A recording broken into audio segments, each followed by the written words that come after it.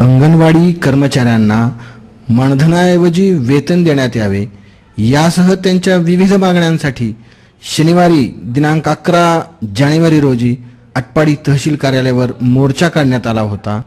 राज्यभर सध्या अंगणवाडी कर्मचाऱ्यांचे आंदोलन सुरू आहे, त्यामुळे सर्व अंगणवाड्या सध्या बंद अवस्थेत आहेत।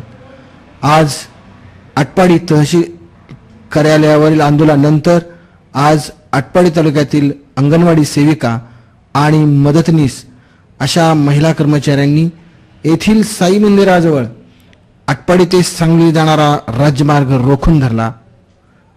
त्यामुळे रस्ता रोको आंदोलन केल्यामुळे या मार्गावरील वाहतूक काही कालावधीसाठी खोळंबली। पोलिसांनी वेळीच हस्तक्षेप करून महिलांची समजूत काढून रस्ता मोकळा केला।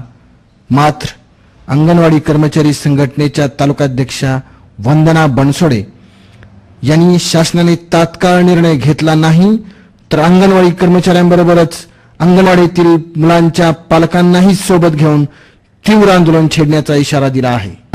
गेले 15 दिवस ज्या पूर्ण महाराष्ट्रभरामध्ये एवढा आंदोलन करून सुद्धा आपल्या सरकारला अजूनही अद्यापही जाग आलेली नाही आणि अजूनही आमची दखल त्यांनी घेतलेली नाही। तर हे आंदोलन असंच तीव्र चालू ठेवण्यासाठी आज आटपाडीमध्ये आम्ही सर्व मानवी शक्ती ही करण्यासाठी सर्व सेविकांनी रास्ता रोको केलं, साखळी प्रदर्शन केलं। त्याच्यामध्ये आम्ही सेविकेने भाग घेऊन आणि हा लढा पुढेच असा चालू ठेवणार आहे आणि जोपर्यंत सरकारला जाग येत नाही तोपर्यंत हे आमचं आंदोलन असंच चालू राहणार आहे। यात आम्ही माघार घेणार नाही आणि सर्व आटपाडी ह्याच्यातील सर्व महिलांनी याच्यामध्ये अंगणवाडी सेविकांनी सहभाग घेऊन हे कार्य आम्ही पुढे असं सेविका मदतनीस पूर्ण सहभागी होऊन हे कार्य असं पूर्ण आम्ही पाडण्याचा प्रयत्न करतोय आणि याची दखल लवकरच सरकारनं घ्यावी आणि नाही तर आम्ही असेच रास्ता रोको जेलभरो आंदोलन अशीच चालू ठेवणार आहे पुढे। तर लवकरात लवकर याला दाद द्यावी।